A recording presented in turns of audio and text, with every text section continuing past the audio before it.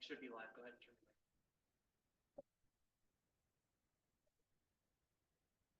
550. Good afternoon. Calling to order the meeting of the Urban Forestry Board on Monday, March 10th, 2025, 3:00 p.m. And would you like to do a roll call, Jackson?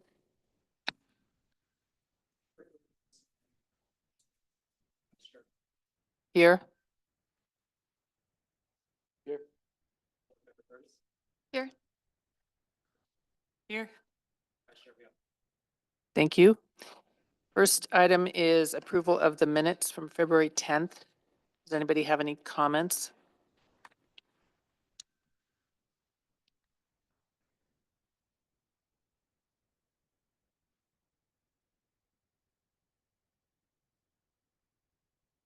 If nobody has comments, does somebody want to make a motion to approve as stated? Make a motion to approve the minutes from last meeting. Do we have a second? All right, it's seconded, and we can go on to the next item, which is visitor communications. Do we have visitor communication today?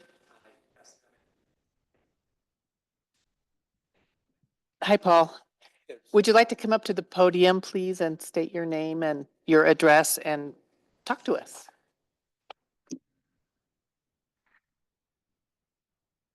Hi, I'm Paul Spezza, 624 South Elm Street in Sisters. And what else? What is the nature of your request? I want to remove a juniper tree in your right of way.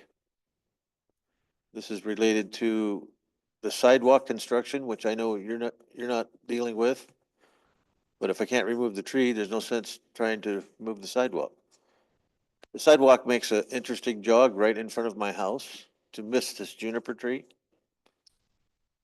And it makes it very difficult to back up and see who's coming down the path. Because It makes it difficult now or in the future?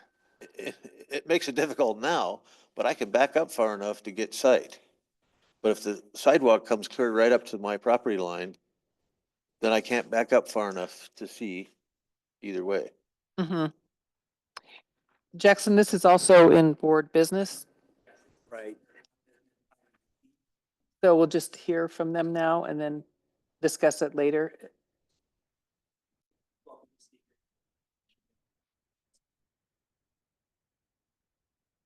Does anybody on the board have a question? So Is- that just would make a straight path then with the trees gone, instead of Yes. making the sidewalk make a jog. So I asked that my email that I sent, Yeah, I see it here. does it include the map? Yeah, this would, Mm-hmm. I think. it's Yeah, the map. yeah, that's it. Yes. Yeah, that's what I'm talking about. So you're showing already removing the small juniper tree in Oh, I red. see. I want to remove the one next to it, The bigger one, the bigger one. bigger one. And I'm willing to replace it with any tree or trees you want there. Did somebody come by and take pictures? Yeah, we've got Okay, good. those here. Yeah, Good. both the smaller one that is set to be removed and Right. the one I believe you're talking to, which is closer to the road and a little bit larger in diameter. Yeah. So this section of the map really doesn't have a scale. But I kind of figured it out by how wide my lot is and how many feet that is, and it looks like that comes within 5 feet of my property line, that path. So I have a 25-foot motorhome and my driveway's 28 feet long. So I get the motorhome out far enough to see, it's not quite enough. So that's why I'm hoping we can remove the tree and then move the sidewalk back into a straight line. Okay, thank Right. you. Any other questions from anybody? Okay, you're welcome to stay for the duration of the meeting when we talk about this in a more formal way. Okay, Okay. great. Thank you for your comment. We'll stay in Okay. case you have any other questions. All right, now we're going to move on to number 4, board business. West Side Pump Station tree removals. So you have some information in your packet about that. Paul, do you want to talk to us about this at all, or? Thank you. So this is a project that we're wrapping up the design on, and we're getting our regulatory approvals and permits for. We're looking to go to construction this spring, early summer. And with that, this is a pretty densely forested area on Pine Street. And we don't have that big of a parcel to situate our infrastructure on. It's only a 50 by 50-foot parcel, which includes an 18-inch sewer line running through the northern portion of it that we're actually going to be diverting into the pump station and then rerouting that flow through a new force main out of the pump station onto North Pine Street, and then go south down North Pine Street over to Jefferson. So with that, we tried to save as many trees as we could. But unfortunately with the excavation of not only the pump station, but mostly the force main, the depth of the excavation, that we're not going to be able to save those pine trees right there. And then obviously the driveway takes out some of the pine trees as well. So hopefully you've been by the site. We flagged them for you. They were flagged with orange tape. And happy to answer any questions. I have a question, Paul. I was wondering how far along this design is. Is this completed? 100%. 100%. Yep. Okay.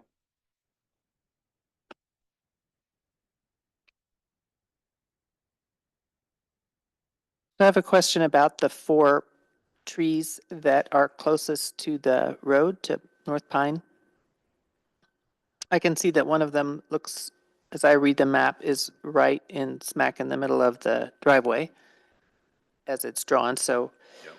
that's a no-brainer. But the 3 on the side there, between the pedestrian pathway and Pine Street, will there be excavation there? What's going on in that? Yeah, if you look at the site plan, you see the dark line leaving the station and then a 45's out into Pine Street. Mm-hmm. That line is going right through those trees. And it's gonna be about, we're down below grade, probably about 7 feet depth in excavation right there. And those trees are packed in pretty tight. There's just gonna be They are, yeah. too much root damage. We're able to save the 3 to the south of those.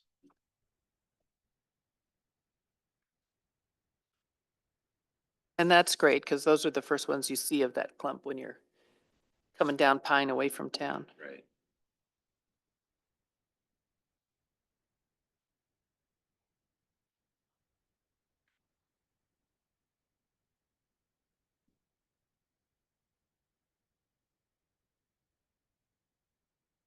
And if there's one thing that we're constantly trying to be really conservative with, when it comes to trees, is when they're located adjacent to sewer lines. These tree roots, they love to burrow into pipes, and they're going after the water, the nutrients, and can create unbelievable problems. Really? So, And it's typically not the first 5 years or 10 years. We see it 20 years out, that they'll get down 15, 20 feet, and they will search out a gasket and work their way in. Wow. It's amazing. I have a question, and this is maybe a little silly. Hopefully you can help me figure out where this is situated. So I drove down North Pine, and on that west side of it is pretty much all construction with staked out and flagged trees. Can you help me orient where this is? So it's actually located on the Forest Service property, Okay, and so just past the their government housing? it's Mhm. right next to that. Okay, right at the thanks. corner. Yeah. They actually notched out their fence Okay, for our pump station site. thank you. Yep. We did just give it a formal address. Google Maps doesn't quite recognize it yet, but 387 North Pine Street should get you pretty close. The 300 block then, okay.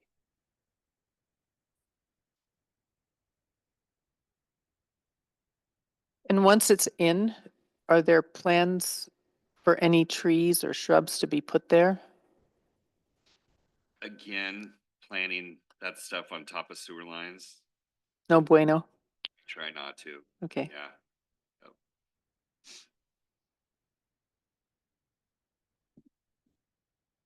The site will end up with a fenced enclosure around it, obviously for security reasons, so. That's gonna take up some real estate as well. Does anybody else have any questions or comments? For my information, when you talk about a right of way for the city, does it come from the middle of the road, like Pine Street? How far is the right of way that, you know, for city property? This Go to is the- an interesting case in this, specific area in town because it's actually Forest Service property. Right, They own most of Pine Street. They own the property. And we're there with our road and our pump station with a special use permit. okay. So technically, yeah, we are on Forest Service property. And in town, you know, I looked at, which street it is the black dude that has the trees in the middle of the road, Black Crater? Black Crater, yeah. Yes. So where would a right of way be on a road like that? So that's a 60-foot right of way. Most of the streets south of Cascade are 80-foot right of ways. Okay, That's a kind of an anomaly. It's 60 feet. Elm Street, I want to say it's 70, kind of jogs in and out between 70 and 80. So like 30, roughly 30 feet from the center line? You typically go off the center line. That's pretty safe If there's- to find out where the looking at property lines are. where certain trees are and on whose property they are. I'm not familiar with that. But again, like Black Crater meanders. Yeah, I know, all over I the know. place, so trying to find the I center. took a right drive away, through yeah. there the other Yep. day. And, I remember those trees in the middle of the street and, I used to have a player that I would take home at night after basketball games and these trees doing in the middle of the road. you Yep. know? Mhm. Okay, so it varies from street like Elm and Oak and all those. It does, yeah, yep. Okay. So it starts in the middle of the road and goes pretty much halfway. And if That's there's a typical. sidewalk that the city puts in, or is a developer put in a sidewalk, then does that affect the right of way? Yeah, we typically locate those in the right of way. Okay. We try to keep them property line tight to create that spacing between the vehicular travel lane and where the pedestrians are, try to give that as much buffer space as we can. Okay. But then we're also like in the Pine Street case or in the Elm Street case, we're meandering through trees as we go. And if you see a lot of our paths in town, they do meander around trees, which creates kind of a cool effect for the Yeah, pedestrian experience, but also right, is right. majority of the reason we do it is to preserve the trees. Thanks.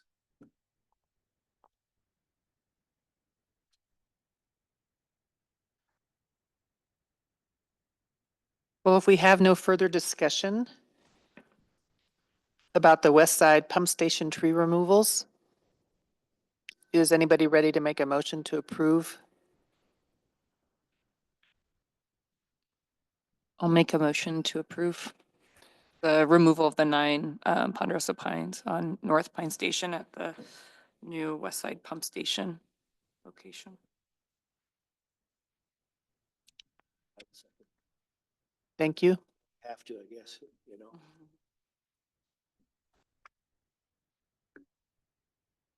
Okay, great. Let's move on to the next. City Hall defensible space tree removals, which you have several photographs. Maybe some of you have been able to walk around and see the trees. I asked Jackson to send a link around to people today with the original 2022 wildfire risk assessment report that I don't know if you guys saw or not, but so I had never heard of that report that came before my time on this board. And evidently that's where this specific tree removal plan came from. So that's still background for you. Do you want to add anything else, Jackson? to This item or Paul?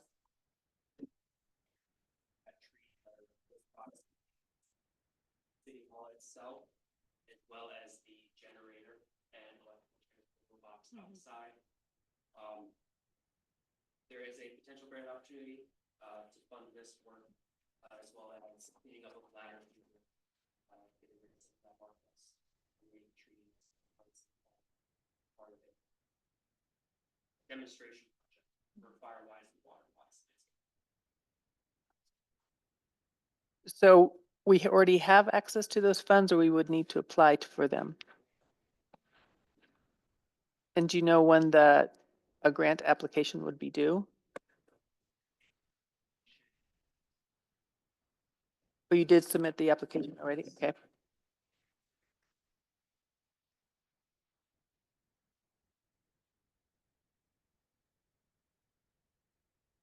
Wanted to bring it to you both. Big trees.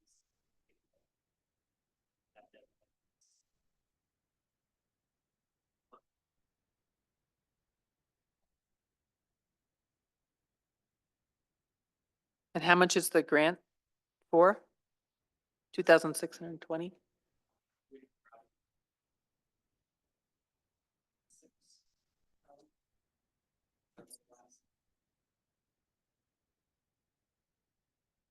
So if the city was awarded this grant, it would cover all the work that you've outlined for the demonstration, I guess, project.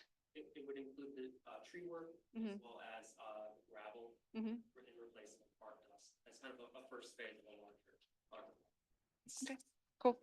Yeah, the removal of the turf and then the re-landscaping with native species would be funded through a different fund. Okay. So it also includes removing all the turf around City Hall? It does. So we wanted to commingle this project. It's really, we're looking for it to be kind of an example of the way you can landscape with drought tolerant, water conservative planting materials, and then keep it firewise as well. So I know Bend has talked about doing this, Redmond has as well. We're kind of jumping out and being a little bit of the ornament on the hood. Are we looking at shrubs to replace some of these trees, like around the electrical box?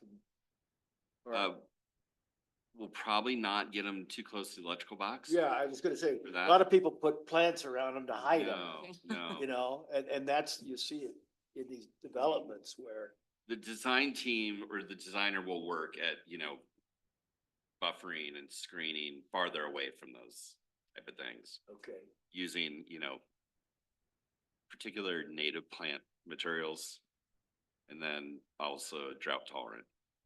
So something I'm not very well versed in, but we're about ready to, and then it's going to be a great educational opportunity. We'll have little walking paths out there where the public can interact with it and to get an example of how they can landscape their home for business. so the architects put those trees in to begin with, right? Or whoever designed this and did the landscaping?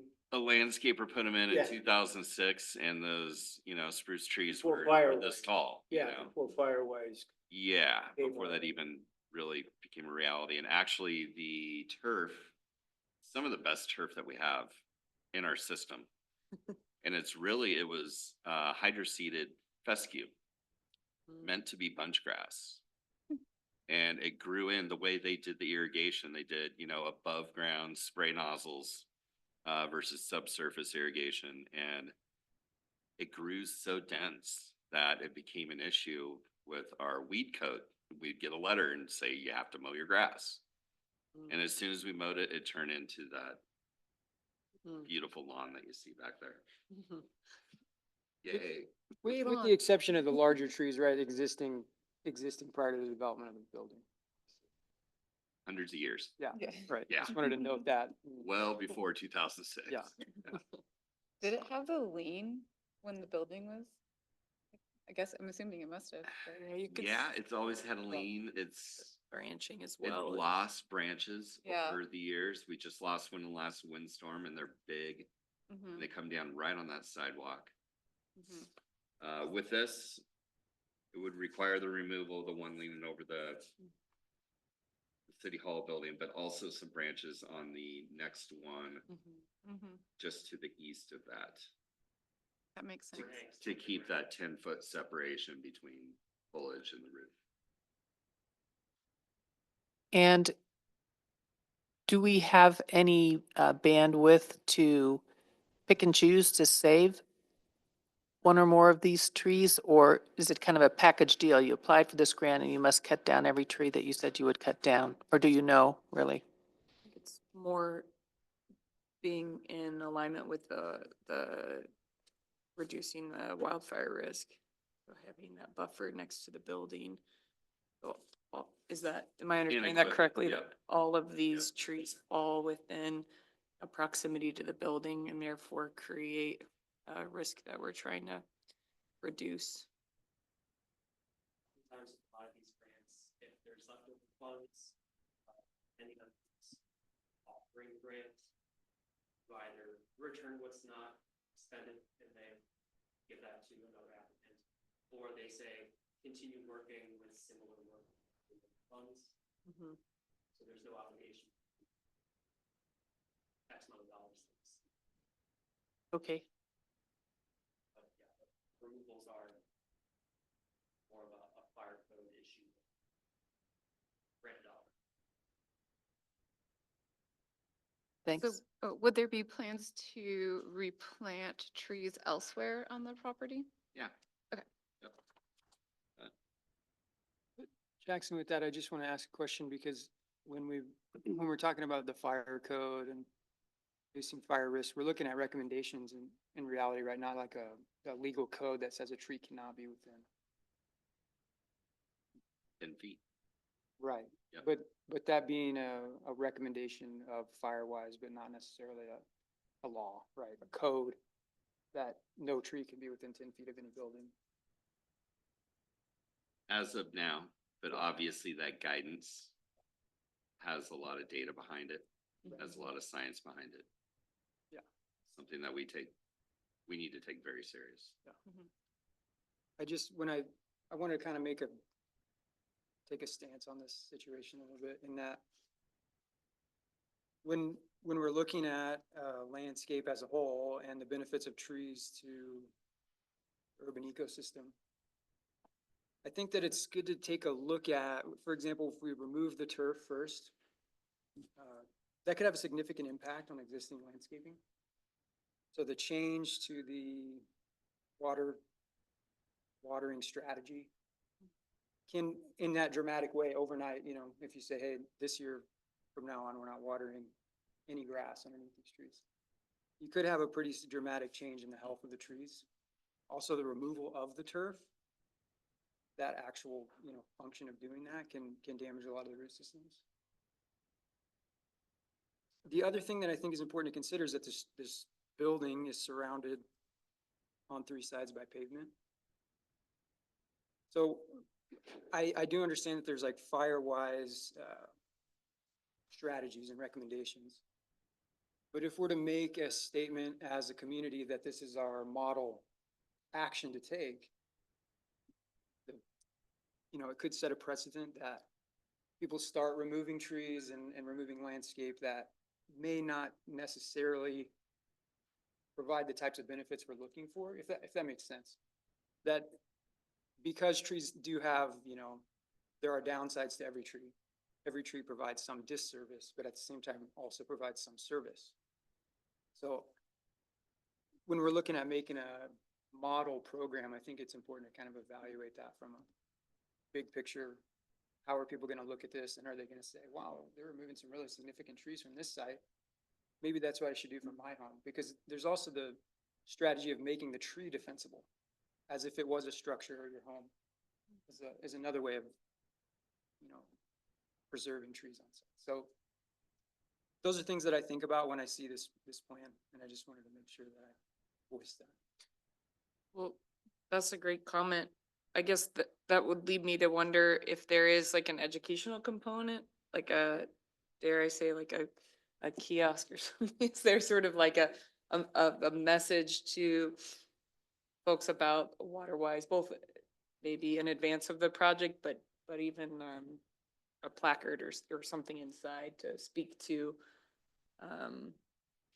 the, you know, fire resistant native landscaping.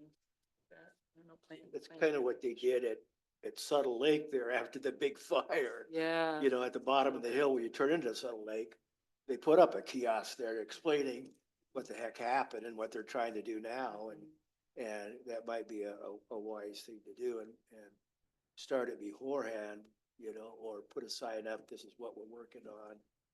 Let the community know. You can get to the nugget, of course, and then, yeah, and have that up there so people, a statement up there so people know what happened to the lawn, or what, you know, Yeah. all the deer used to eat there.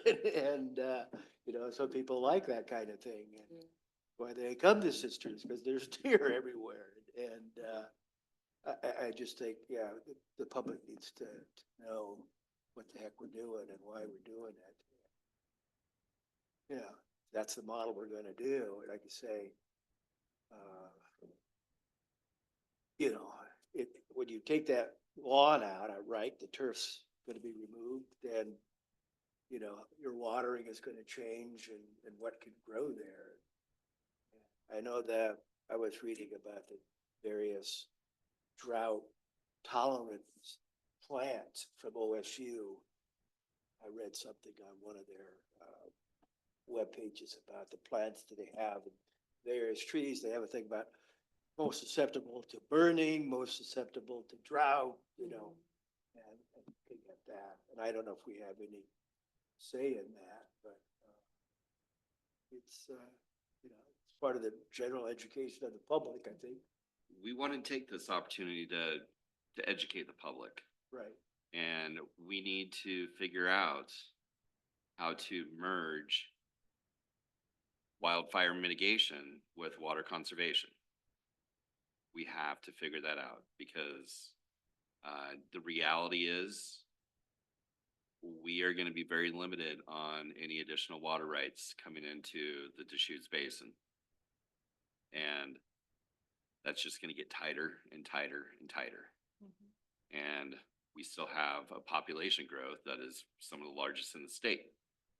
So the state has basically told us directly that you're going to have to conserve your way into growth.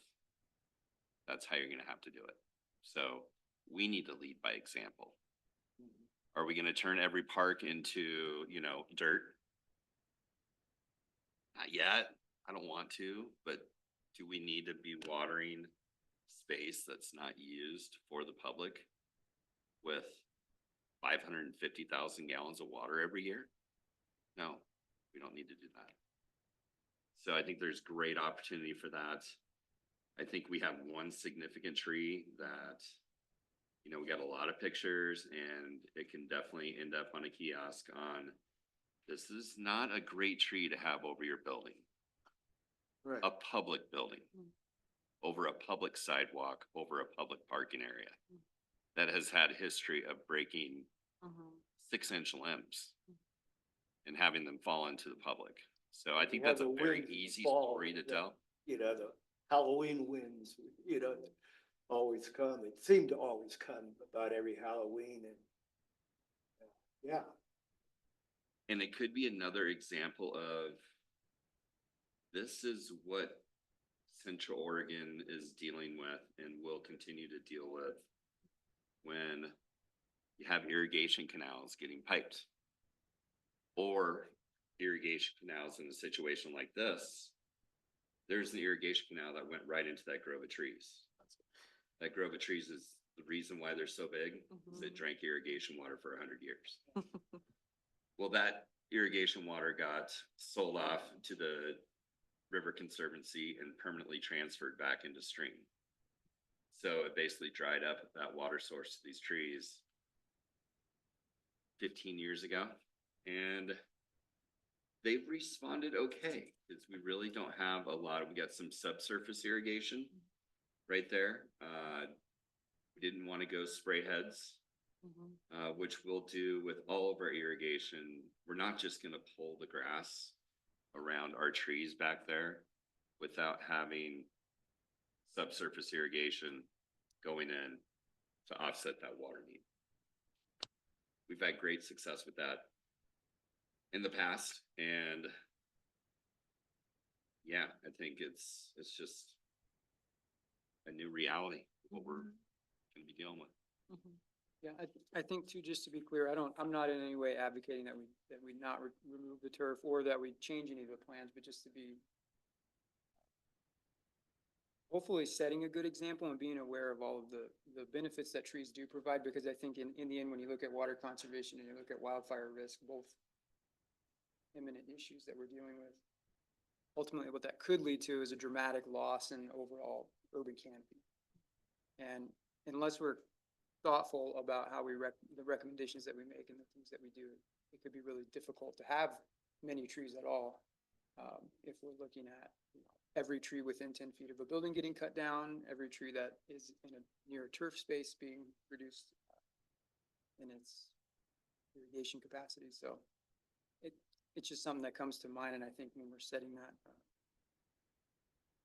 example or doing a demonstration, I think it would be really fun to dive into that more, find out what we can do. I know that OSU is going to put on a discussion here soon about how to remove turf successfully around trees without causing that kind of water stress, and how to thoughtfully do that. Some of those opportunities are available. And what we've seen when we've removed turf around trees and replaced it with subsurface irrigation is it uses such a small amount of water for the trees itself versus you're watering square yardage or square footage, and it just eats the water. And the way you water, as soon as you start broadcasting with spray heads, you're losing 30% of your water to evaporation right there. That's a little bit in the weeds too, but there is also an opportunity, I don't know how significant, but by being really selective about the trees you are removing, you're also being selective by which ones you're supporting to stay. This large leaner is taking resources from the others, so it will provide, more sunlight and more water for them, and helping them continue to grow and hopefully thrive despite their 15 years without that. And likewise, with the trees that will remain further away from the building on the property, and then the landscaping to come too. It's different. The competition's laid out a little bit differently, so I don't know. There's a lot of ways to talk about it, but I think it's great that the city wants to use their space to be a demonstration of all of the conversation. Not everything is like there's a clean line through it. Like, this is exactly the right thing to do, and this is the outcome we'll see. It's a little bit of a recommendation for ways to kind of manage and mitigate risk, but we're doing our best. We're leading by example, and you know, 20 years ago, this is what we thought was good, and we're responding differently now. We're doing it in a prudent way by using grant funds that are available, and managing that now is gonna be a lot less expensive than it will be. You know, and if something were to happen, if a limb falls in the wrong spot, or the tree falls in the wrong spot, or anything else, God forbid, so I think it's a great opportunity. Yeah, to address the issue, take leadership and accountability of it before it demands us. To, yeah. Will the turf over by the education building also be removed? Across here, The administration we building? don't have control over that, so I couldn't tell you.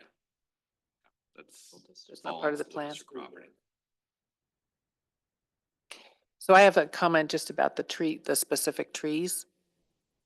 I'm sad to see them go. However, for all the reasons that have been stated, I'm in agreement with all but one. And that is, there's a very large fir that's just on the other side of, I believe it's the generator, and there's a picnic table in that area right out there. And it is really a very nice looking tree. And I didn't have a tape measure, so I don't know how close it is exactly to the building, but it's not like 3 feet away. Yeah, Spruce. Bruce, sorry. Oh, no, it's okay. So that one is in close proximity to another tree, of similar diameter at breast height, and given that spruces are at particular risk for catching and going up quickly. Well, the one next to it is too close to it and definitely should go if we're talking about the same trees over there. One's in the Fruits corner and the here, fur. this one's corner here, and he's there. No, I'm not talking about Okay. those. These here. Did he recommend the Christmas tree go?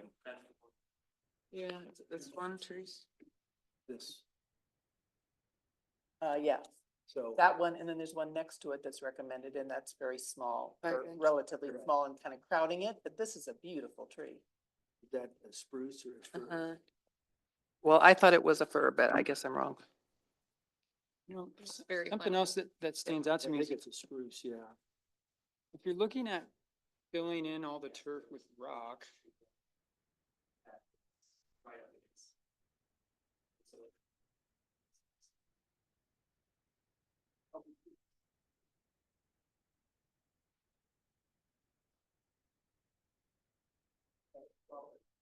Anything that can be done to save that tree. And that also is a great screen. If you're on the street, it's a great screen. Hiding part of that Beautiful generator. beautiful generator. Yeah. And my guess is that some time of the day in the summer when it's really hot, it's throwing shade when that's helpful, whether you're walking down the sidewalk or next to the building. Anyway, that was my only comment. I sadly agree that we should get rid of this Ponderosa, massive. but it is very sad that that's coming down. That is a beautiful spruce tree, and it has been our city hall Christmas tree for quite some time, so we will look at that with our arborist as well as with Avery and see if there's anything we can do to mitigate that. Good. Try. Okay. I want to try to keep it because obviously I love it during the Christmas time, but it does provide really good screening. Wildfire mitigation consultants are very conservative with spruces. They look at them as, I don't know, Molotov cocktails or Human Accelerant. celeries. Yes. And when the, They're scared of them, yeah. when the fire, the guys came to my house and did it, I had a big black spruce, just like that, shaped like that blue spruce. And the limbs came all the way to the ground. And they said, lift them up, because when the wind blows, the embers are blown along the ground. Mm. And then that would make that vulnerable. And so you lift it. So I trimmed up 5 feet to take out those limbs in case you have your top fires and then you have your blown embers that could come in underneath. And, you know, they talk about leaves up against your house and all that kind of thing. But that was one of the recommendations, was to clear that up a little bit. If it did remain, you certainly see. You still have a Christmas tree shape to it, yeah. But there would be 6 feet Mhm. or a third of the tree if it's under 18 feet. If I remember correctly. Yeah, it was either 5 or 6 feet. Yeah.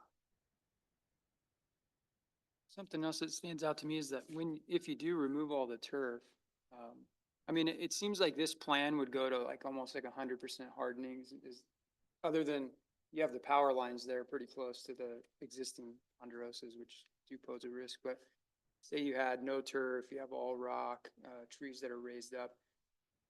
That's a pretty hardened, about as hardened as it could get. And I wonder, to what level we want to, as a community, harden the city hall or set the example for home hardening. Obviously the things that have been done to the building already are having a metal roof and all that. But It'll be able to demonstrate the zone. Yeah. This far from your structure, you have to do this, so offer different takeaways. Sure, sure. Things I you don't can think it do in would. certain Yeah. Yeah, I like Yeah. the way you said that, Jackson.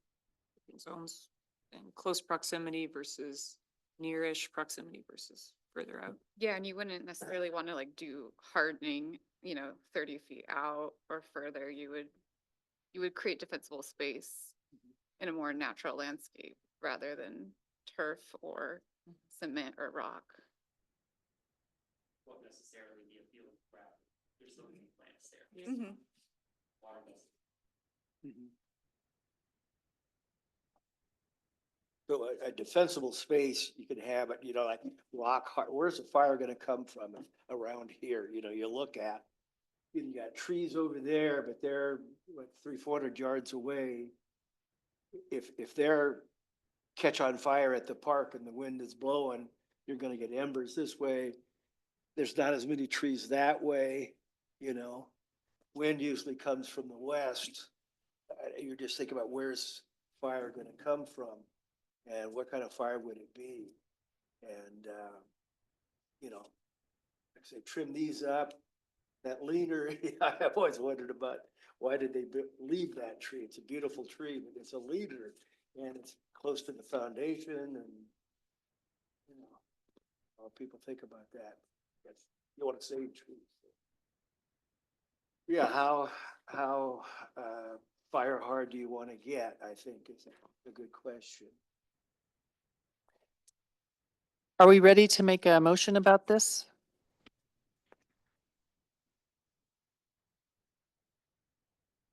Can the arborist come in and look at that or, think about trimming up like that spruce there or to make it a little more fire resistant? That would be a recommendation. We're gonna have both consultants arm wrestle it out, because they are the experts. We rely on them. It's what they do. Okay. And there could be some give and take on that. So obviously we will express the interest of trying to keep that tree. But at the end of the day, it's gonna be, what's the best for the project. Make So- that. In terms of the motion, I mean, do we need to do the motion today? Can we wait a month and see what the arborist and consultant comes up with? Or can we make a motion that says, we'd like consideration to be given to the spruce tree? That's what I would do. Okay, the latter, okay.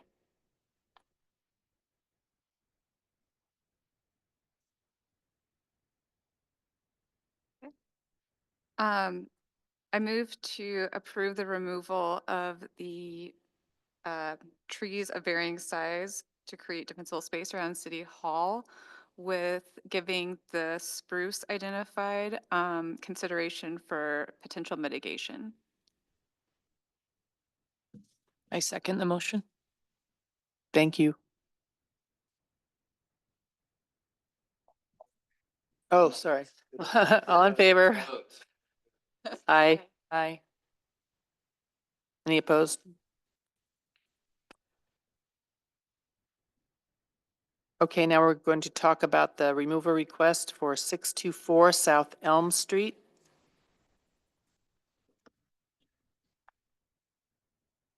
That's the request that I submitted to the email thread as part of the package today with the offering a little bit more detail request.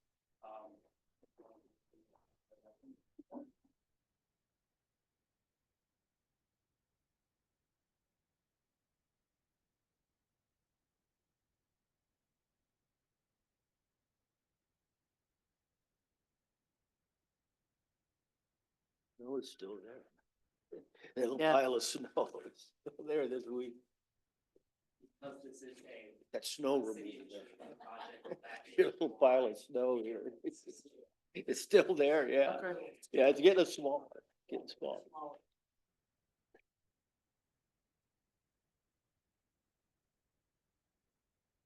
I guess, when I read it before I saw the pictures, the first thing I thought of was, well, could you limb the tree up to create visibility? And then I saw the pictures and that's not the issue. So, well, I can appreciate this, that your concern is safety, public safety, and, you've made a prudent proposal to, address that and assume the cost for it and replace trees. And I appreciate that very much. Very thoughtful of you. I don't really know how replacing, if, re- where would the location of a tree to be replaced? Where could a location be that wouldn't present the same risk, because it would be a tree with a really high canopy, right? A long trunk that's open down low, and I haven't admittedly been out on site. I know the area, but I haven't looked at the trees. So, um, yeah, I just sort of, wondering, I'm not gonna argue that it isn't a visibility or a safety issue and that wouldn't be addressed really by any other way other than removing it. But, the second half of that, I don't know how.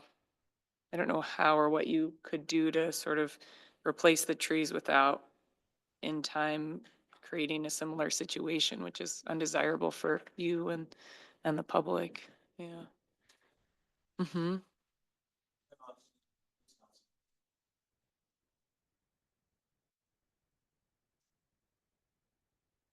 Yeah. Mm-hmm. Nothing. Uh-huh. Once I get out over the sidewalk, then I can see who's coming. Mm-hmm. So that's why I want the sidewalk out, so the place to put the trees is between the lots 8 feet wide and have a 20-foot driveway. Mm-hmm. 20 feet other side, head side, south side, in that corner, put a couple of trees. Mm. I don't have to back up as far to see Mm. who's coming from the south, Mm-hmm. as I do coming from the north, because it's really big. Mm. There. North side.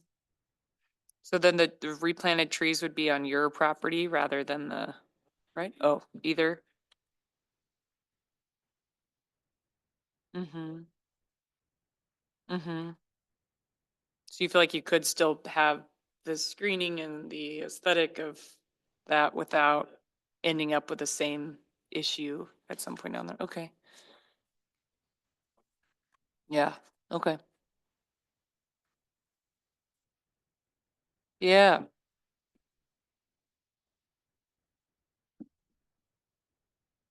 And they're trimmed up well. I mean, you've got yeah. that space, they're trimmed up 10 feet or so there, Mhm. but It isn't a problem with my car, it's your rig. because the car's so short. Right, you could see that, but you're, I'm still 25 feet away. right. Oh, That makes sense. I could see that. That makes sense. Thank you for clarifying. So I'm sorry, but I'm not quite following because I went to the site and I'm familiar with that property and it- it- I've had a lot of driveways in my life and I can see where those junipers are and it's hard to see that the junipers are a problem. They're all limbed up and not very big at this time. It sounds like what your concern is the placement of the sidewalk, really, more than the trees.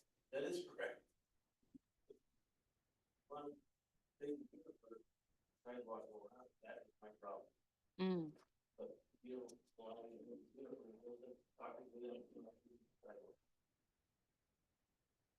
Okay. So the tree, if you just removed one tree, would it be the tree that is kind of, Mhm. okay, Mhm. yeah, but it's the larger one is where the sidewalk is gonna go. Or would go if it went straight. Yeah. Yeah.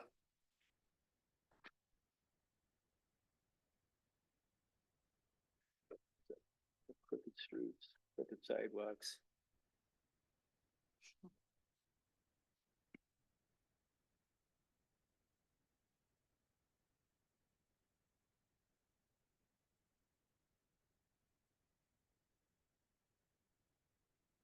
Does anybody else have any questions, comments? Okay, so I will say my own view is that um, I like curvy sidewalks. I appreciate your concern. Sounds like it's also a lot relative to having a big rig, a big RV. I'm also historically aware that, and I don't know how many people here are, a lot of very beautiful ponderosas were taken down to build this residence.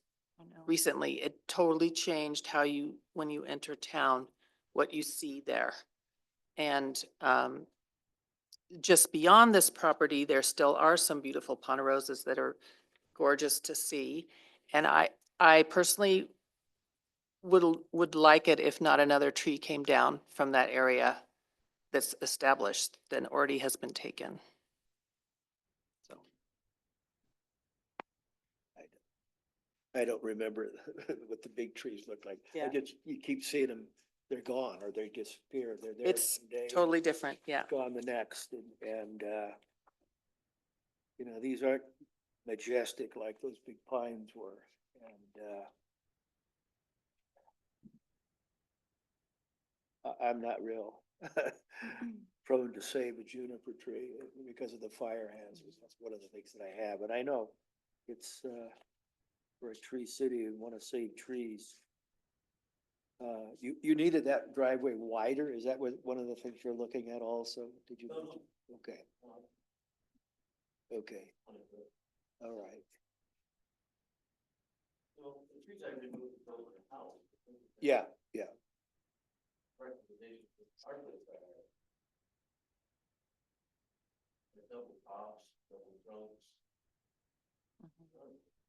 Yeah, I've got a couple doubles. Mhm. Yeah, I have a couple double tops in my property too, and they blamed them on porcupines or something. Is that So- right? I don't know. I have probably could be, I don't know, can't tell. I've never seen a porcupine in 30 years I I've suppose lived that could there. happen. And, but, yeah, porcupines, they, who knows, I don't. Chew bark. that. I didn't either, and, oh, porcupines got him. One of the kids that graduated from the sisters went to OSU and became a arborist and porcupines, he says. So the larger tree, right, is 15-inch DBH. Does it have any other health or concerns, or does it have any health concerns? Does anyone know? Not to your knowledge. And it could arguably not be posing a hazard. or arguably is posing a hazard. I'm What just, kind of a hazard?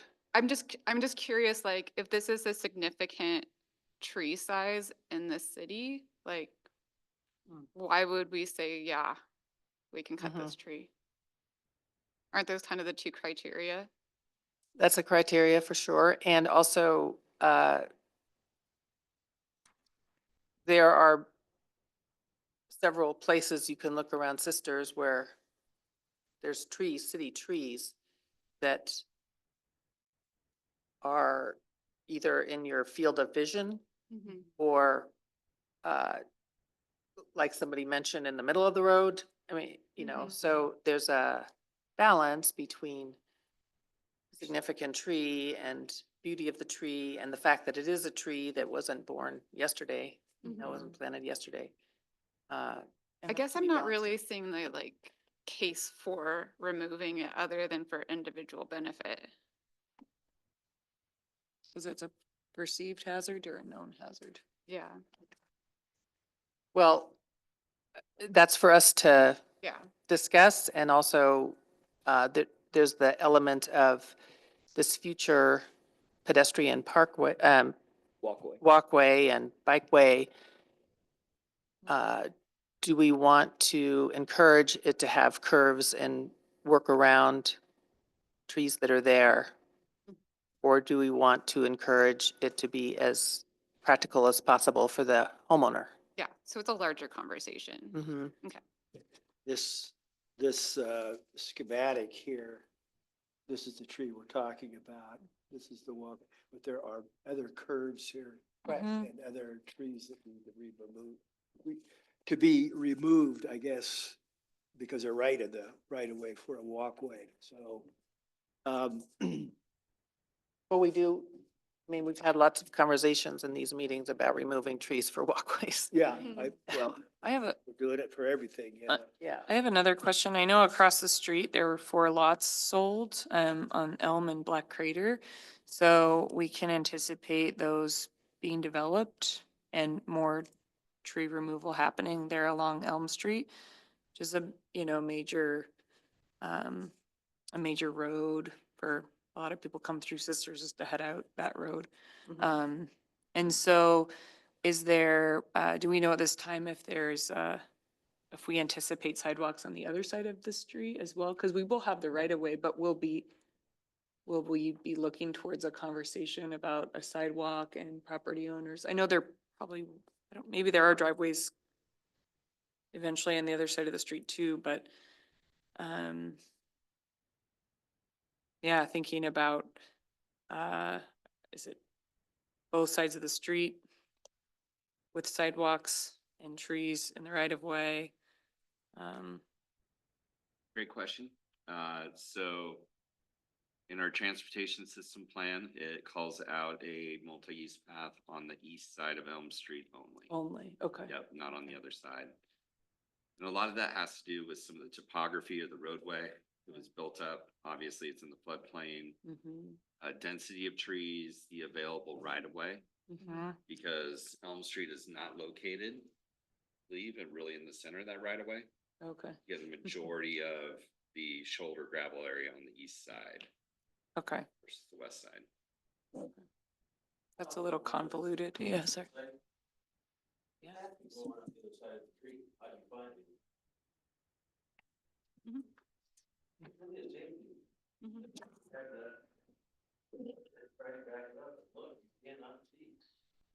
Oh. It does. Hmm. It does seem like there's a lot of room. What? It does seem like there's a lot of room. Mhm. We're trimming it up farther, higher? No, that's not it. Is it, all your vehicles have this problem or just the? This is wonderful. How about, what if you, or maybe you already do back in when you park it?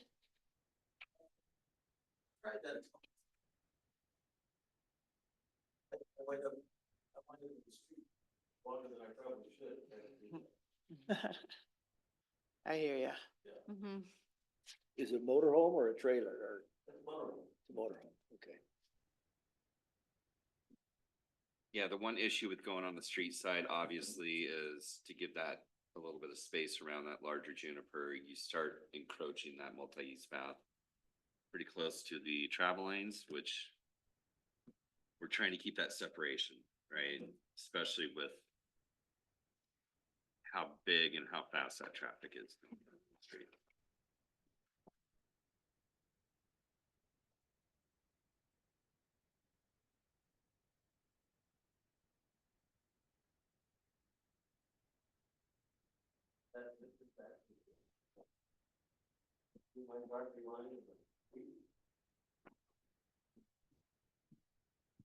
I c-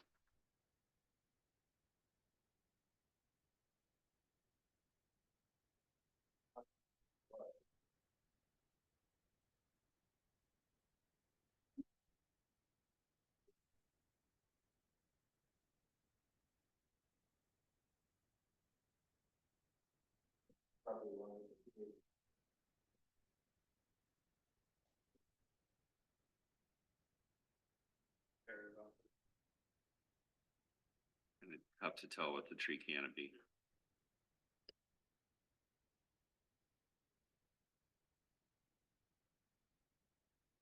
Would not, you know, junipers are known to be pretty tolerant to root damage, unlike other species, but Actually, it's if so that's low. helpful.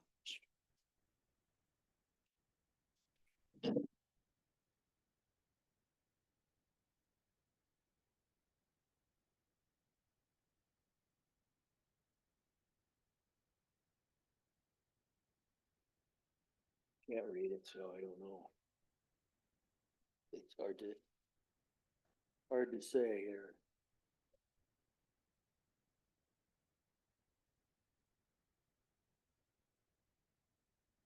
So as a person who has, I have a trailer that I have to back up. Sometimes in very tight situations. And so I'm like, just trying to, so I feel for you, right? So, but I'm trying to grapple with this mentally. If you could back it in when you park it, then you're done backing it in. You either have to back it when you park it or when you leave. Either way. And, you know, one thing that can help is to have somebody else behind you. Some people use walkie-talkies, but phones are pretty good nowadays, but helping you get to where you want to go because it's,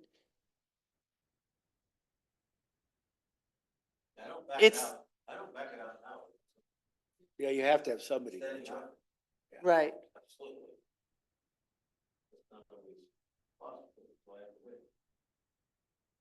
Well, just a thought that. Okay.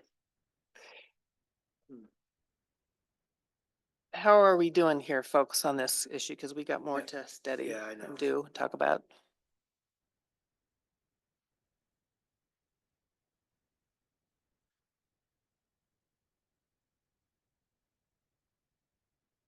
Any other questions? at this Okay. time? Well, does anyone want to make a motion for any action or non-action on this issue? What kind of tree would you put in there that wouldn't block? You know, you're talking about putting another tree or replacing it. What are you? But won't that block when you're doing the same thing if it's a spruce or Yeah, I see, I know, yeah, to the south. Okay.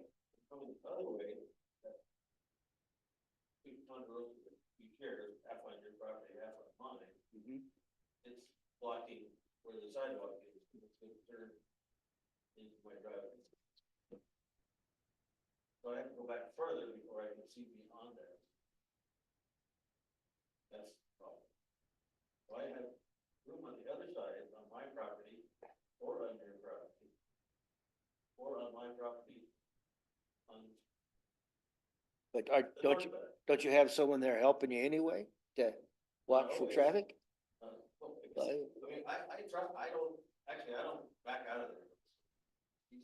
Right. You'd like to be able to do it by yourself, though. Yeah.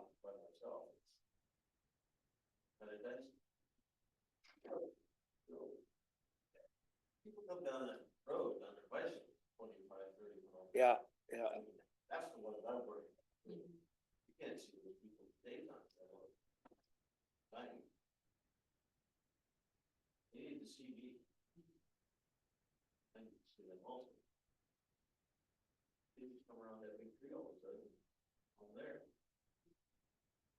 The juniper tree? The pine? On Fred's side? Oh. Yeah, you were saying Fred.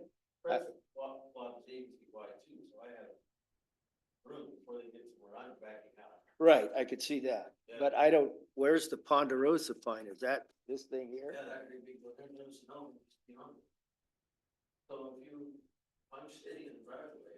Mhm. I back up to where the sidewalk is.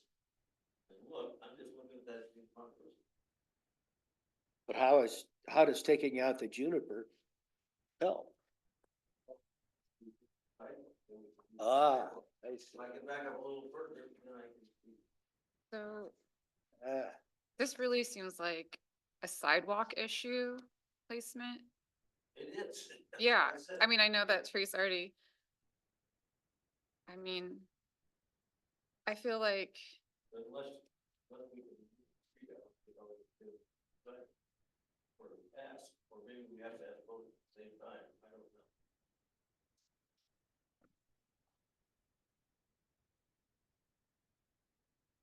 Where are we in terms of the actual layout of the sidewalk, the building of it? We have the preliminary design done. That's what's in front of you now. Yeah, So so like when would construction really start?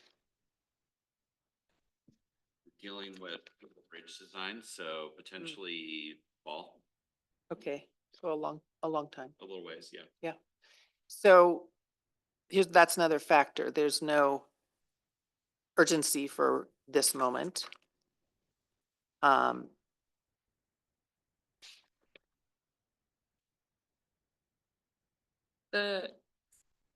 Yes, something I'm wondering about is, if you kind of inverted that path of the sidewalk, would you eliminate the removal of the smaller juniper?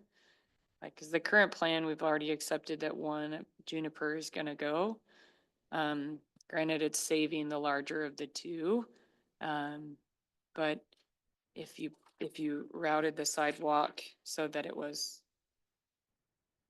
closer to the street, not too close, and accepted still that we're losing a tree of the two junipers, is that, to go to the we west don't need to side- make a decision on it, but yeah, it's, The west side of that big tree or that other juniper, yeah, cause that would put the sidewalk, where that snow But- is, pretty, yeah, a little bit farther so you west. would just sort of, and is, I'm not saying that we need to decide that's a good or bad idea today, but just as another alternative if we're looking at options. That is an alternative for sure. We chose to go,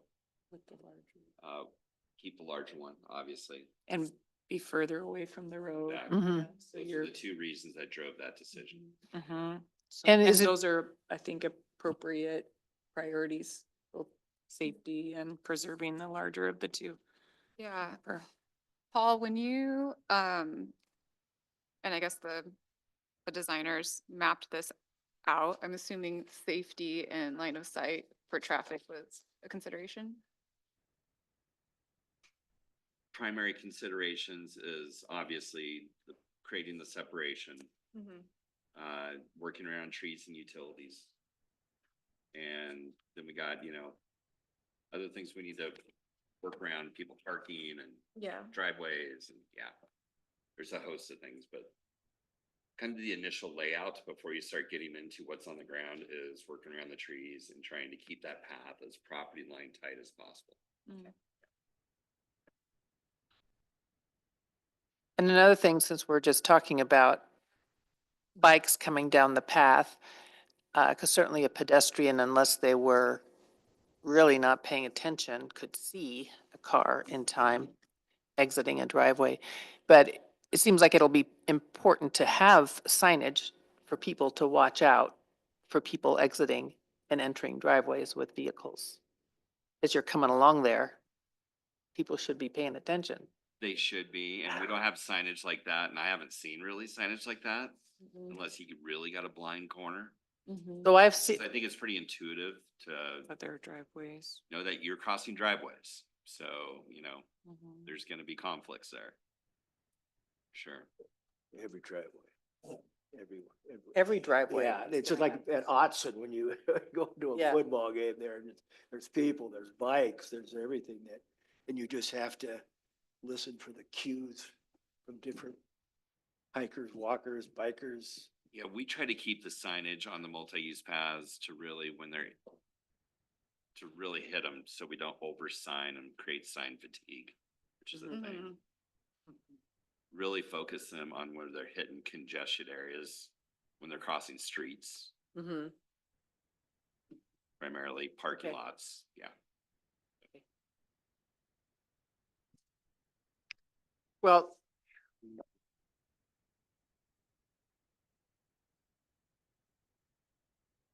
unless someone is feeling, Like- I'd like to go back and look at this. I drove by here yeah, a couple of days ago, and I just, how wide's the sidewalk?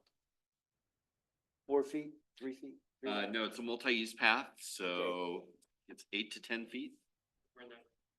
Oh, okay, so it's pretty big, yeah. 8 foot is the minimum to Oh, have it considered a multi-use path where you can Okay. have bikes and Bike, pedestrians.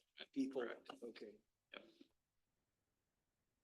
so unless somebody is stepping up to put forth a motion, I think it's best that we shelve this because it is a significant tree we're talking about. It is, as far as we can tell, primarily benefiting one homeowner. And I think we need to be careful before we take down a city tree for that purpose that is not in line with what has already been designed for the site.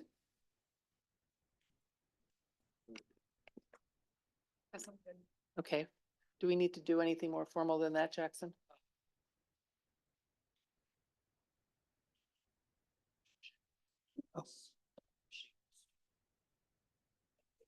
Table this. Table the motion. Table it? Yeah. Mm-hmm.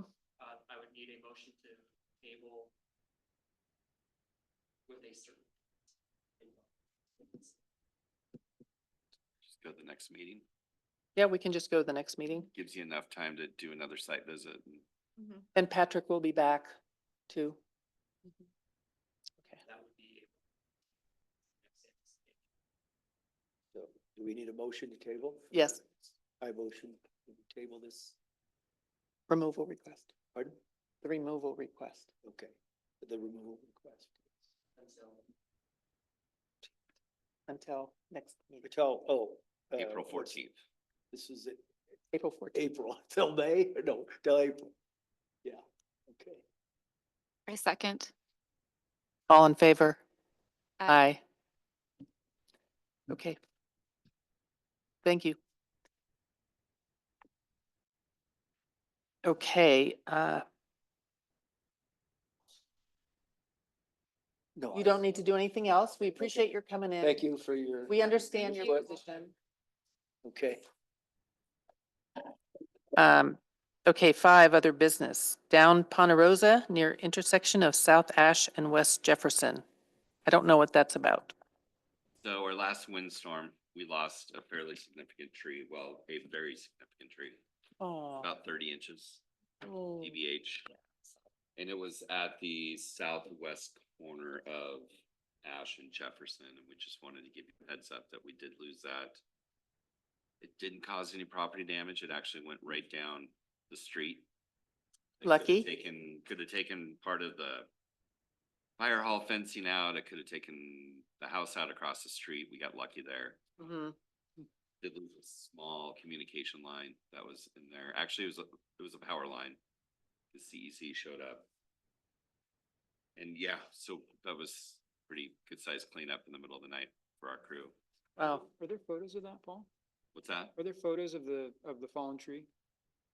No, by the time we No. got up there. It's all cleaned up? pretty much And the number one rule when our crew is out in a windstorm cleaning up debris out of the road, it's just push it out of the road and leave. Mhm. Get out of the windstorm. Mhm. It is really spooky being out there. Yeah, And you still have tree drops. yeah. Ooh. Cracking and branches falling, but you have to open this road up for emergency vehicles, so. Mhm. We're not taking pictures, we're not. Sure, yeah, I was just curious for, to learn something from it maybe, but. Yeah, there were just some limbs on the side of the road, like walls to the side.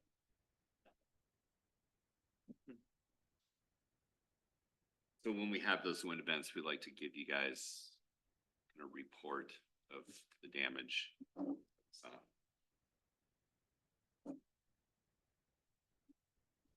Thank you. Thanks for taking care of it. um, So what do you do? Call people up in the middle of the night? we have people on call. Oh, wow. Yep. So the sheriff contacted them right away. Hmm. We're out there for any numerous reasons. I was gonna say, Night. the things you do that we don't even know Under the cover about. of Darkness, yeah. But we appreciate your doing them. Yeah, thank you.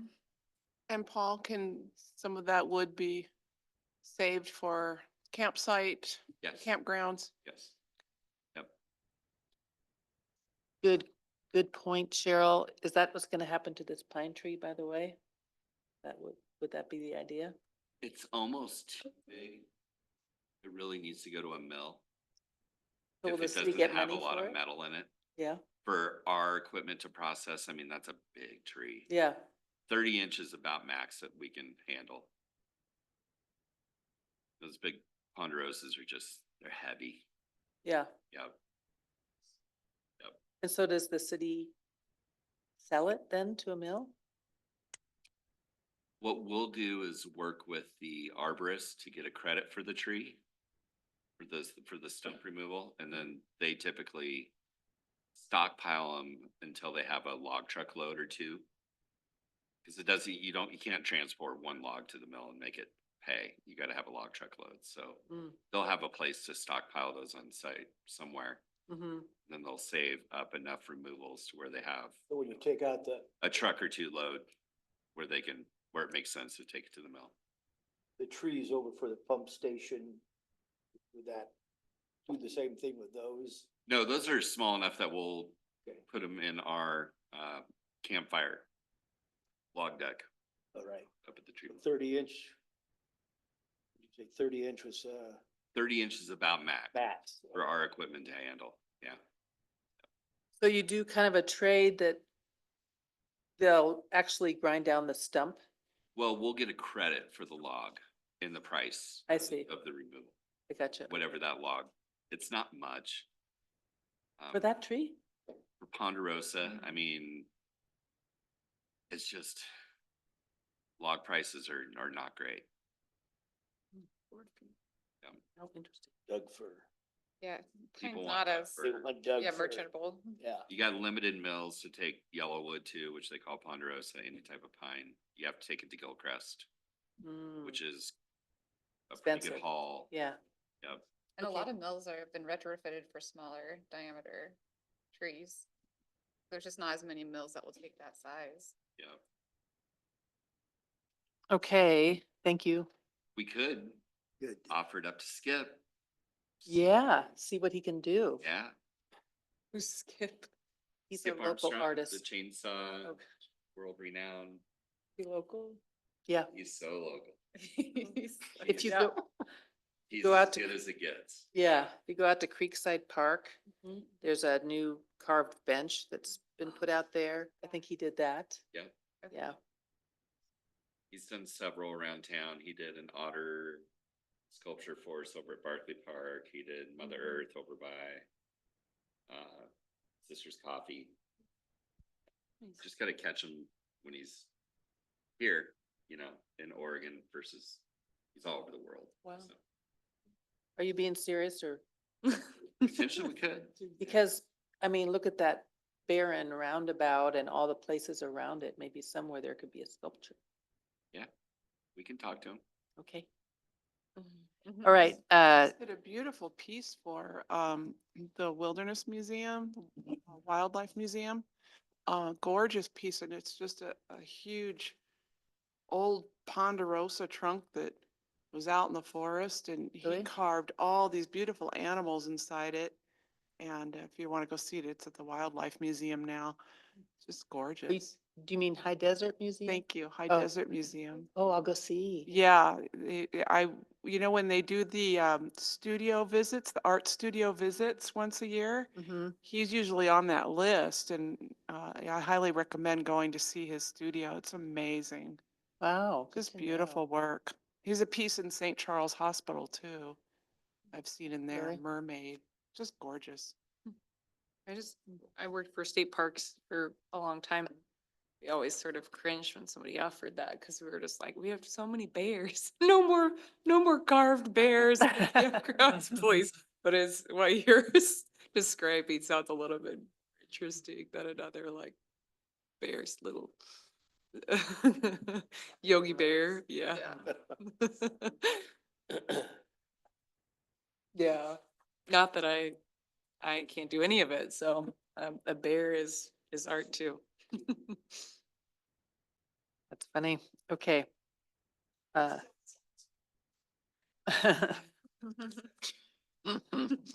Get him while he's still got 10 digits. let's see here. Wastewater treatment plant, buffer zone, tree removals. So a couple years ago, we did a larger project up at the wastewater treatment plant that included what we call the buffer zone, which is about a 250 to 300 foot wide swath behind Coyote Springs, and is between the Coyote Springs subdivision and our wastewater treatment plant. Mm-hmm. And when the wastewater treatment plant got built up there, it was negotiation with the neighborhoods to create that buffer space. Obviously for the treatment part of the project, but as well as being able to use it for community space. So there is STA built a small connector trail from Five Pine that runs through there. And we did a pretty good fuel reduction project a couple years ago. We brought our consultant in again this winter to take a look at it, see how the recommended treatment went, if there's any additional trees that they would want to remove, as well as start thinking about doing a prescribed burn in there as well.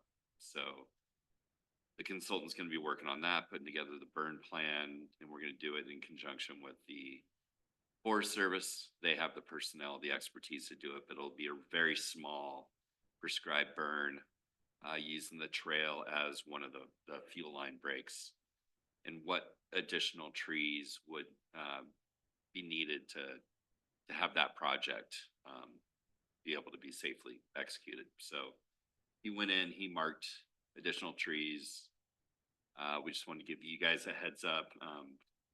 Avery, we can have Avery walk it with Craig, our consultant, if you would like.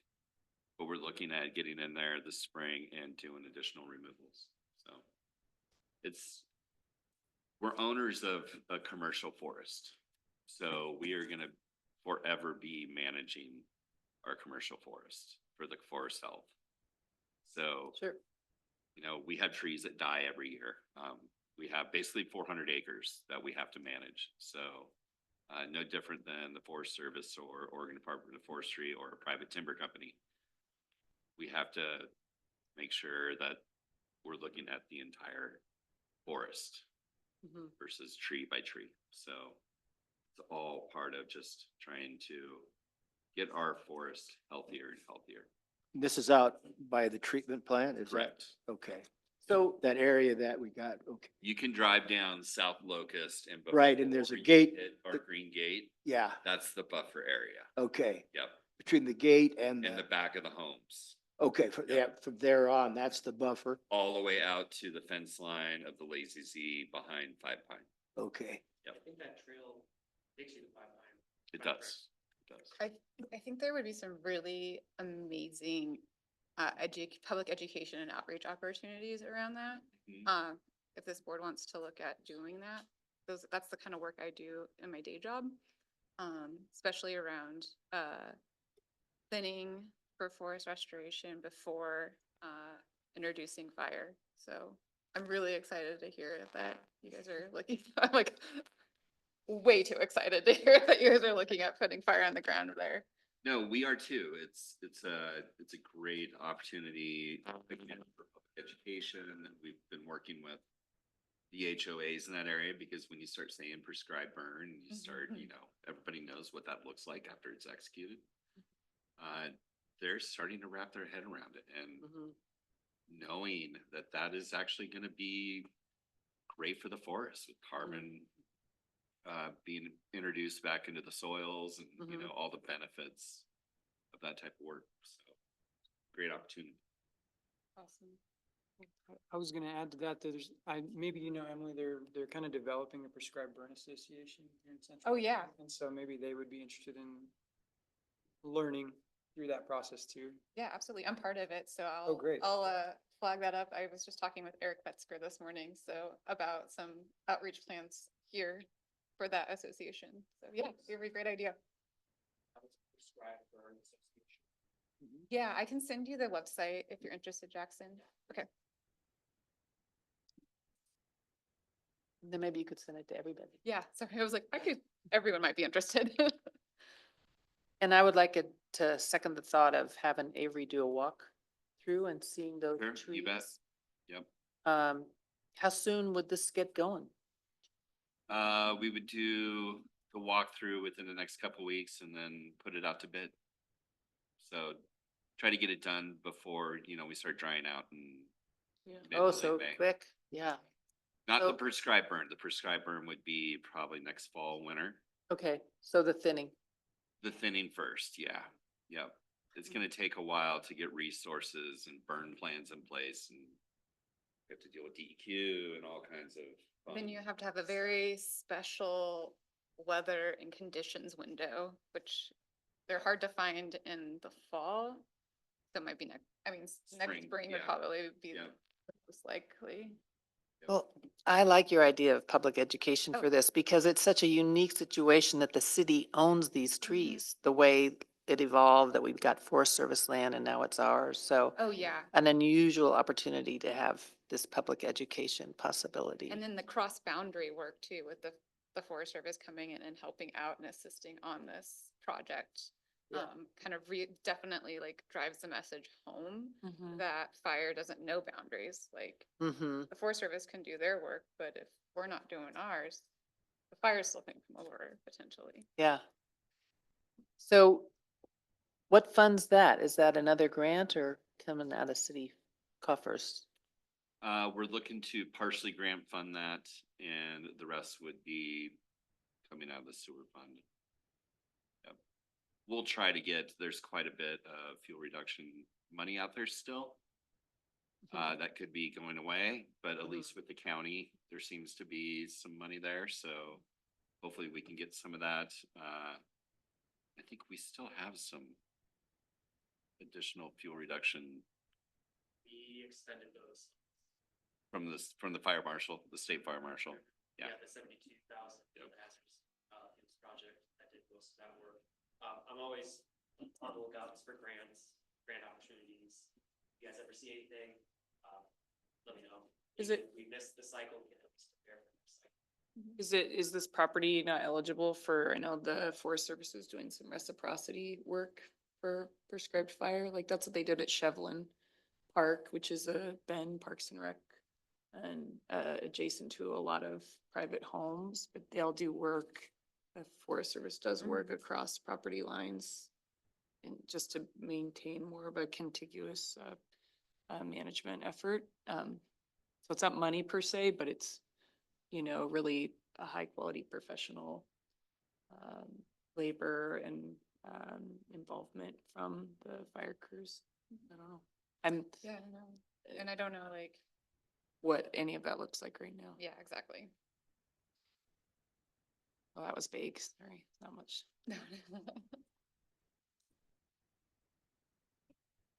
Any more on that issue? Okay.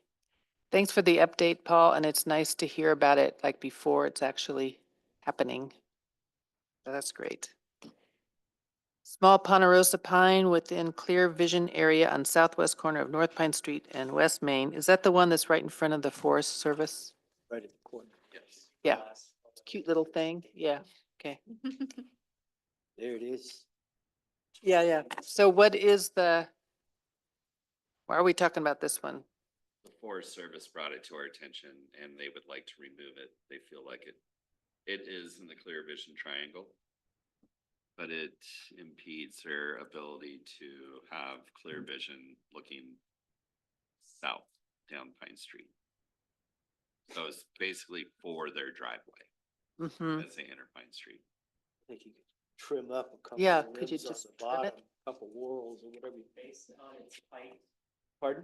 based on the tree's height. Yeah. And the fact that most of those folks are driving pickup trucks, Um, it puts your field of vision right through. That's, I drove my pickup truck by there today and I said, I could see most of the way to Snow Cap or whatever that's called there, you know.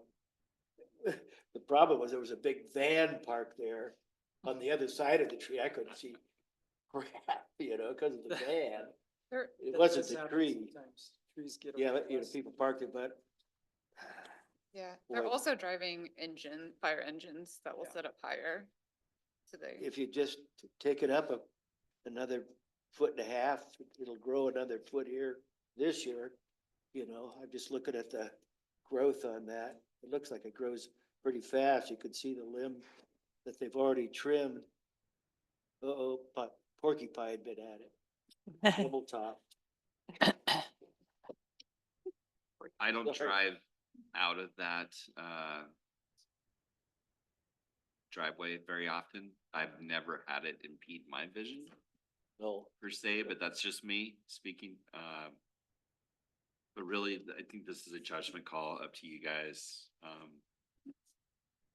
Staff really doesn't have an opinion one way or the other. There's, like is you that said, on our property? if it is city property, if there is gonna be, something that's gonna block your vision, it's more than likely gonna be a parked car. Mhm. I do agree with that. I go out of that driveway all the time because I'm at the Forest Service office all the time. I never even noticed that tree. I didn't Same, either. yeah. I didn't either. You know, you stop, there's a stop sign there and the rule says you stop at the crosswalk. And then you pull forward to the stop sign. I used to teach driver's ed. Oh, So, did you? and if you pull forward to the stop sign, you can see fine around that tree. You know, but people, I don't know, maybe they just don't want to stop and look and it didn't obstruct my vision, when I went there yesterday, so drove through there. Like I said, you know, I was in a pickup, so I'm a little higher and a smaller car, I can really see underneath that mhm. fairly well. I would say maybe limit up a foot, but that would be it. And, 4 years, it's gonna be not a problem. pardon? In 4 years, it won't be a problem. Yeah. In Lima Whirl. And we have, I wouldn't say several, but we have a few of, pine trees that have either just taken off and grown naturally, or we actually built the bulb outs around them, around the downtown, and been pretty successful with not having accidents and, Mhm. wood or really any kind of big issues with those. So we get more comments about how tall our landscaping is growing as it starts getting into full maturity in the middle of summer Oh, with pedestrians and that type of thing that we have to watch, but typically never with trees. native ponderosas. Yeah. It's all a balance, yeah. It Get is. the aesthetic, you Yeah. know, just like the firewise discussion, you know, the far end of it is you can totally eliminate it and have Mars, yeah.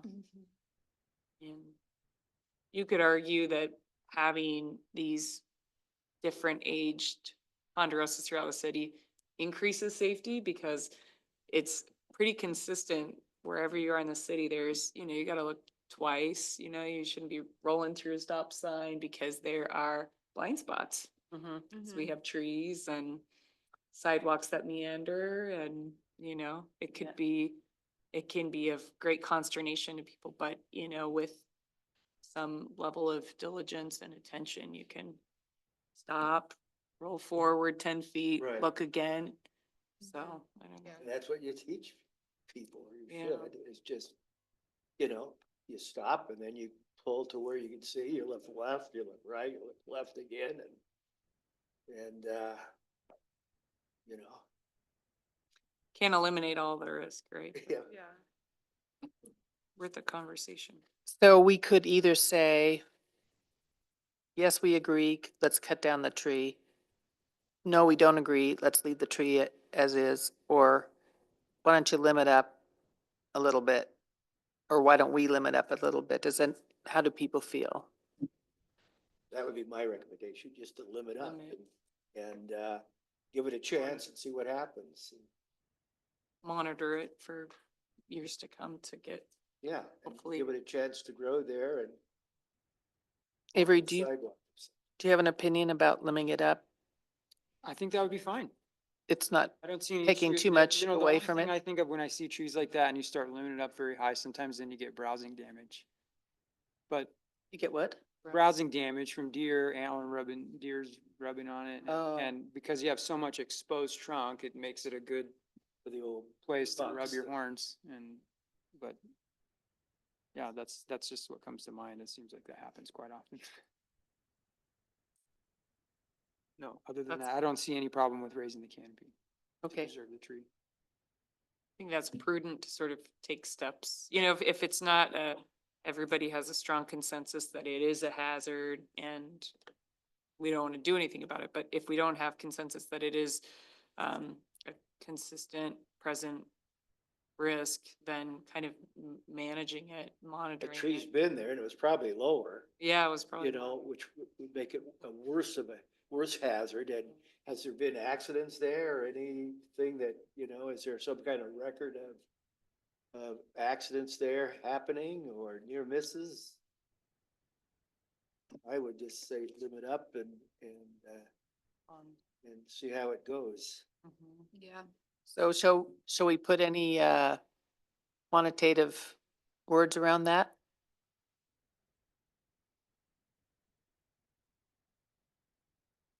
Do we Modestly, need a motion to propose that the city, or would it be Forest Service? Yeah, entertaining motions as this is under other business. It's Oh, kind of an okay. Open discussion. Okay, got it. Seeing how the board feels about this. Discussion. Kind of like what do we recommend? Mhm. Informal recommendation. so I would say informal recommendation is to limit up very modestly. Mhm. It's not a very big tree. That's good. Sounds good? Good enough? Okay, We will deliver the message. all right. Any other board comments? I will make one, which is that we were going to discuss the urban forestry general plan, and I talked Right. about this with Jackson pre-meeting, and we decided to push it forward 1 month till Patrick is here, to start that kind of study group together. And the first 13 pages are a good place to take a break, FYI. Okay. So let's plan on doing that next time. And also Arbor Day is getting closer and closer. So we are working on that. Bridget's going to be on the committee too. Do you want to do anything? Me? Oh, No. me, I'm just really in a tenuous situation with work, so We'll leave you be. Yeah. Okay, I know. Yeah, I'm It's like, tough. I could either be very busy or not very busy. Okay, okay. It does work better with two board members being on a separate working group. So it doesn't put us into public meeting requirements. As soon as you have a Oh. forum. Oh, thank you, yeah. Technically a public. Okay, so we're perfect, Yes, yeah. that would be our recommendation. right? I'm happy to participate in the event. Okay, good. Oh, and could you clarify, Emmy said that you'd like to plant the trees that will be planted on Arbor Day over on the other side of 20. Am I correct about that? We're looking at the area and it's a pretty large open area on the south side of the multi-use path that goes out to the east from Locust. There's a pretty good area right in there that before you get onto the lot that's owned by the Oliver Lemons crew. And kind of wide open, you know, they put topsoil, there's no native landscaping until you get actually onto the private property, so it's just kind of wide open. It's an opportunity to have kids out there on the roundabout without having them close to the travel lanes. So that's, and we can caution it off with cones and caution ribbon pretty well. What we're working with that's gonna determine if we end up there, hopefully we do. We're working with the property owners. Obviously. Of that piece? Yes. They're gonna want to, we're trying to get their thoughts on where trees should go and should not go. Thinking future development. Blocking view corridors into the lot, that type of deal. So, I mean, that's highway commercial right there, and they bought it for a reason. So what that is, we don't know. Mm, But I want to be cognizant of that, so we're not planting trees and then 10 years from now, when they decide to develop it, they're coming to the board and asking them to be removed. So we're trying to avoid that. And we'll actually get a planting plan. We are working with our landscape architects. We've already done a project kickoff meeting with them, and the first order of business is to design, start working the Arbor Day plantings into their landscape design. oh, great. So, and they'll be at the event as well. To Good. offer, guidance. Well, I like it. and we're hoping the Oliver Lemons people are there as well. You know, we're encouraging them to participate. Really try to get the trees where it makes sense. You know? Yeah. Maybe they want some sound deadening as it comes into town, you know, I mean, things like that, you know, so. So I think I can picture the pathway you're talking about. If you're heading toward Creekside Campground, there's a big water catchment basement on the left. Correct. And then on the right, it's kind of flat for a little and then you see some trees. So are we talking That about area right in there. on that side, on Yeah. the west side? It Of would the be path? on the south South side side, of south. the detention pond. So you got Okay. the detention. South side, I'm pond, sorry, I misspoke. Then the South side, multi-use yeah. path, and it'll be on the south side of that. Okay. Yeah. So the detention pond just stays the way it is, kind of Well, it'll stark? get landscaped. Oh, will? Yeah. we But just not by, don't- We don't Arbor want Day kids out there. Right. okay. Yeah. Okay. That's great, thank you. But- That's all I have. Carol, you got anything? Well, I was just gonna ask if there was an update on the heritage tree application that the board reviewed last month. So our Jackson will address. tree,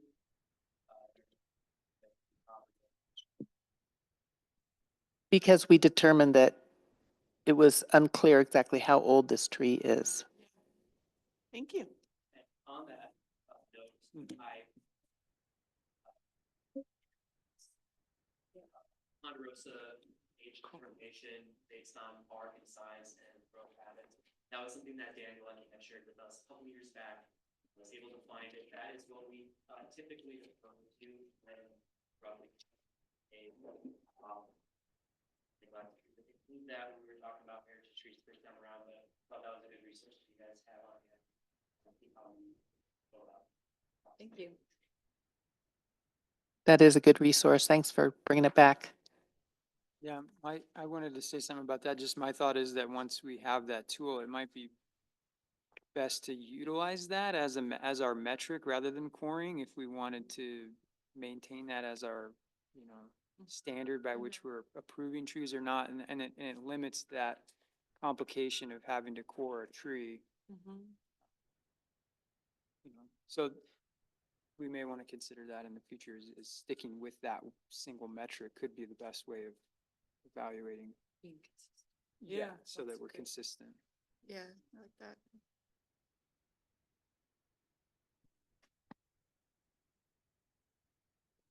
All right, if there's nothing else, then we will conclude this meeting of the Urban Forestry Board. Thank you very much, everybody.